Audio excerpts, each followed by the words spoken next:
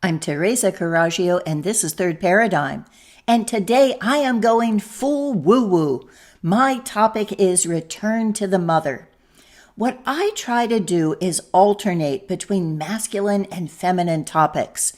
And I think of this as being not only bidextrous, but also androgynous in terms of your mind.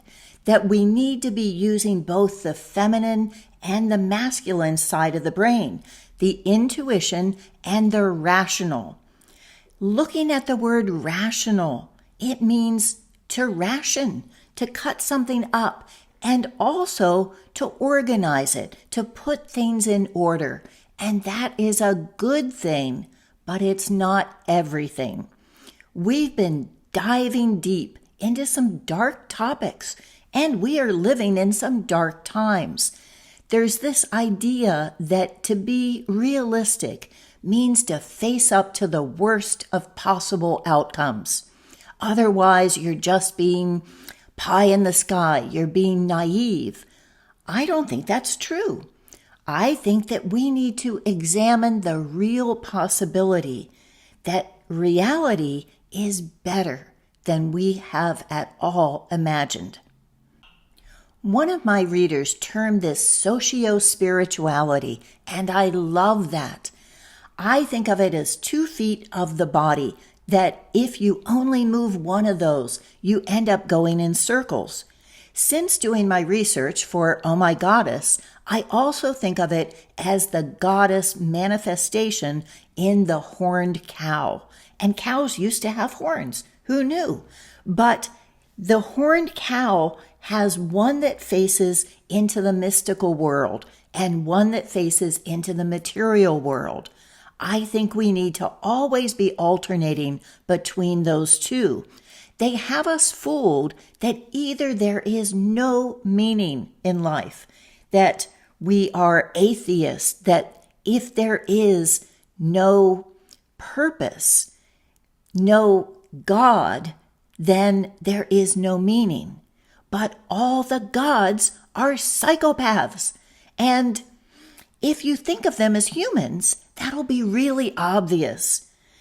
So we need to get rid of both of those false dichotomies and instead say, maybe there is meaning, and maybe that meaning is something that is better than we could imagine. The more I find out about this 5,000-year deception, the more hopeful I am. Because what I realize is that it is really hard to get people to commit violence against other people. You have to do things to force them to go entirely against their nature. And that's what has been done to us. We've been told by these religions that even though you may think and in your mind you recognize that you are an aggressor, that you are taking over someone else's land and someone else's body, which was often the case. Rape was the reason for men to go into other territories. We're talking Stone Age. There's nothing to steal except for women. So in order to get them to do that, you have to tell them this fiction that they may feel like they're the aggressors, but really they're the victim because those things are owed to them. God gave them the right to that land. God gave them the right to own women. And therefore, what they're doing is justified. Without that fiction, it doesn't matter how many weapons they would have had, that it may coincide with the Bronze Age to have ended civilization by normalizing violence, but it didn't have to be that way because all of these metals were really not that worthwhile. Yes, they made some handy tools. Yes, they made good arrowheads for hunting animals, but they wouldn't have been worth turning on other people for. It was only turning those metals into representing slavery, representing labor that could be traded and could be owned and that established that hierarchy. Without that and the ideology that God wanted you to commit violence, none of this would have been possible. I refer to those who did this as the motherfucking Aryans. And motherfucking is something I use as a technical term because that was the primary technique. Once a woman has a child, she will do anything in order to keep that child safe. She will willingly be your slave. She will compete with other women to be the best possible slave in order to get her child a better place in life. And so holding children custody has always been the way in which women have been enslaved.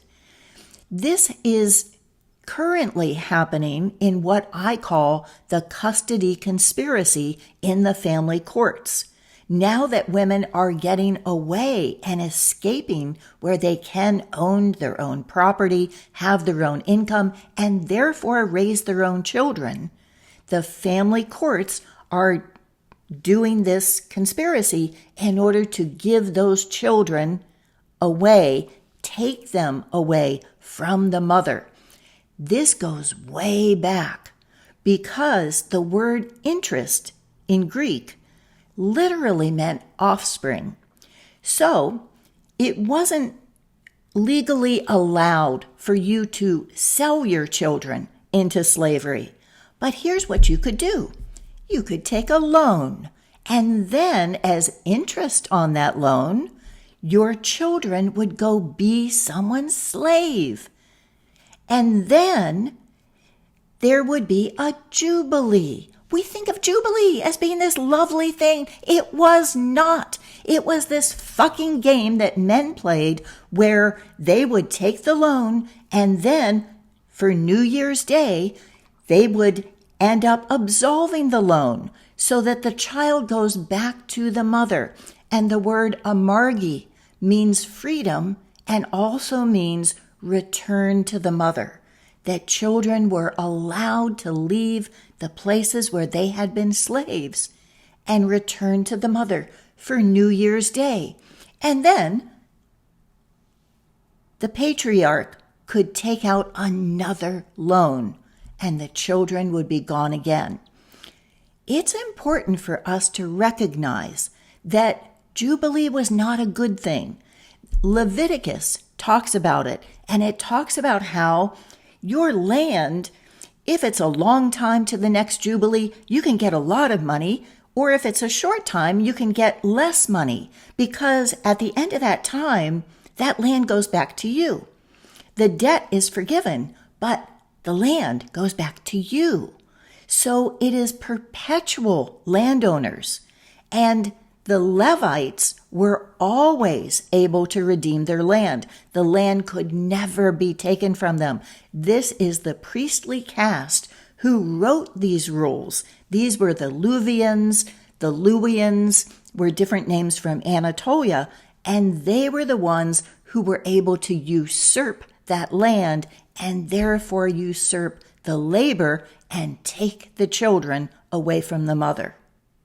It's important to remember how things were and how they started in this terrible direction in order for us to recognize how far we've come, that it has been only a couple generations since women have been able to own themselves.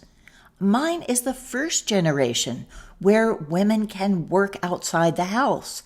And I would say that with my daughter's generation, they've now lost the ability to be able to devote your life to your kids because there needs to be two incomes now.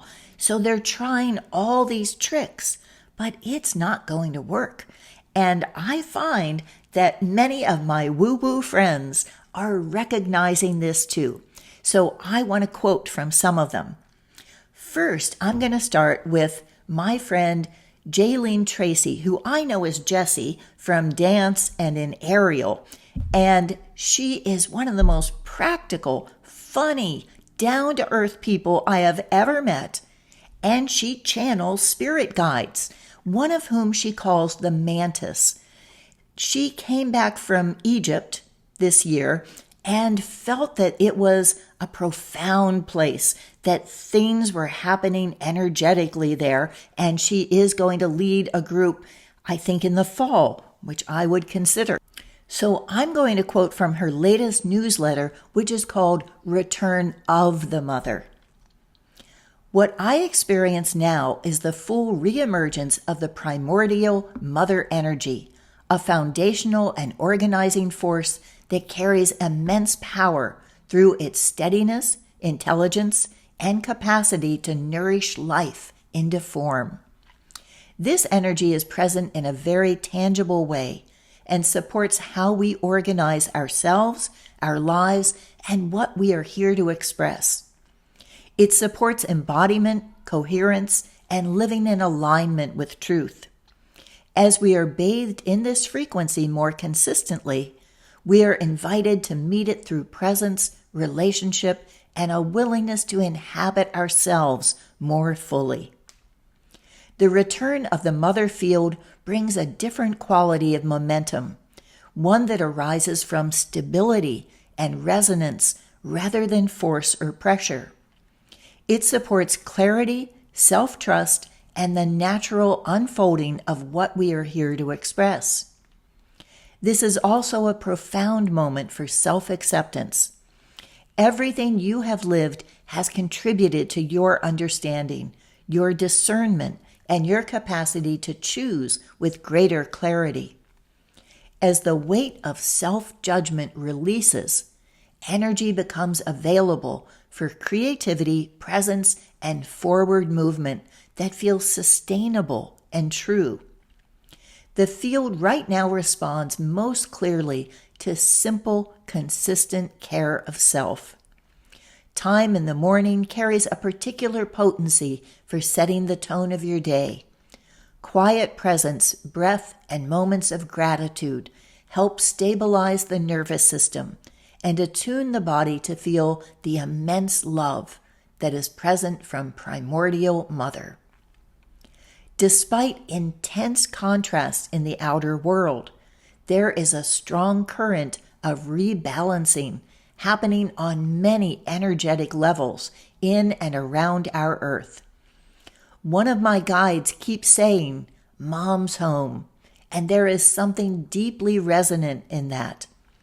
It speaks to a renewed relationship with the Earth, with the mother field, and with that same nurturing intelligence within ourselves. The healing that is offered at this time is accessed by each of us turning inward to be soothed by waiting arms of the original mother. This month invites presence and listening inwardly and expressing from that place and letting go of the chaos outside of you. That simplicity carries a deep intelligence and forms a foundation that can support what unfolds next. And then from our Substack friend Kathleen Devaney, who has gone to ground, and so her posts are much more rare and precious these days. This is called Where Are We Now? I'm not very plugged in lately to the ongoing show. I've abandoned much of that and treat my attention with the respect it deserves, some days better than others. We are, each one of us, deciding our future, and one of the quickest ways to ensure it will be a future we want comes down to where we place our energy, attention. That massive fissure in the external terrain will be navigated easily by some, while others may find themselves swallowed up by it. How well we proceed or don't likely comes down to our own inner terrain and what we've cultivated there. Underneath this web of deceit and ugliness, another world exists in nature, the real world. We were given everything we need. Humans are remarkable beings. We adapt, we are resilient, and we are natural creators.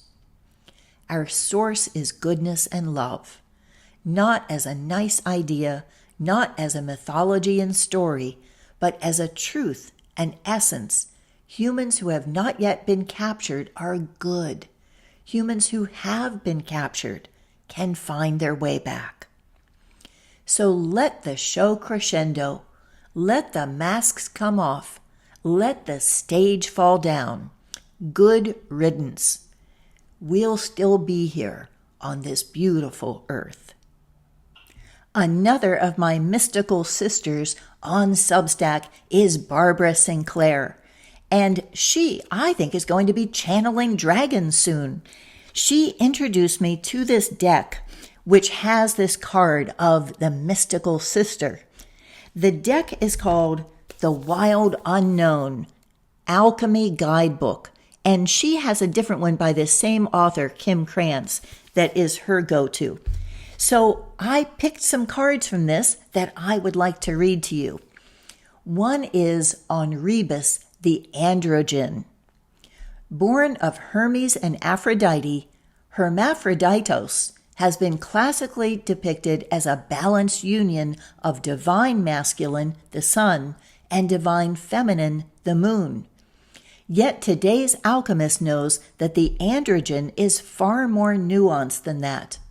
Accessing this fluid and enlightened state requires us to slip into the contradictory realm of the senses. We let go of rules and labels. Judgment is suspended. For a brief moment, we hold all of our complexities in one loving form. Like a newborn, we know not our name, gender, age, or location. We are the embodied artist. The androgen card is, I think, one of the most beautiful in the deck. My daughter gave me this gorgeous book on goddess paintings, and in it, there's only one goddess of the sun, but the sun used to be a goddess. Now the only one left is part of a Cherokee myth. The person that I have been researching the most, the goddess, is Inanna, because I'm looking very much at Sumer. But Hepot was one of the original goddesses of the sun, and she ends up being replaced by Enki and Leel and Ra.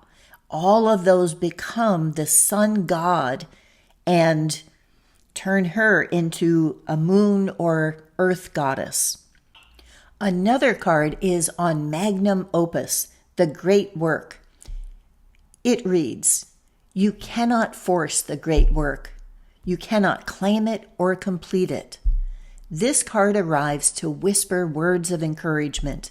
You are in the right place, the most important place for you. This is the alchemical garden.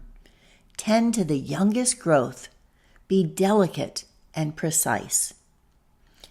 And then the last one I'll read is on Unus Mundus, synchronicity. And that is this card. The Unus Mundus is the presiding deity of alchemy.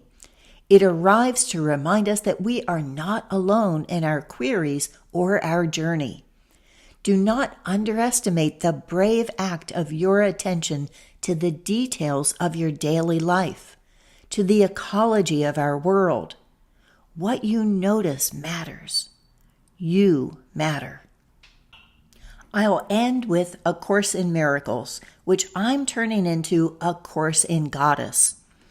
For 20 years, I was studying A Course in Miracles, and now I read it and it just makes me annoyed because of that triple masculinity of divinity. And so I was memorizing it for many years. I would recite it to myself on my way to kickboxing.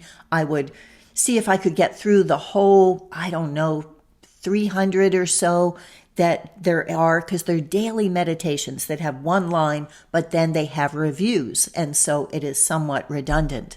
So now I'm going through and I just replace God with goddess. And I am loving it. It has changed everything. So let's talk about the first 10.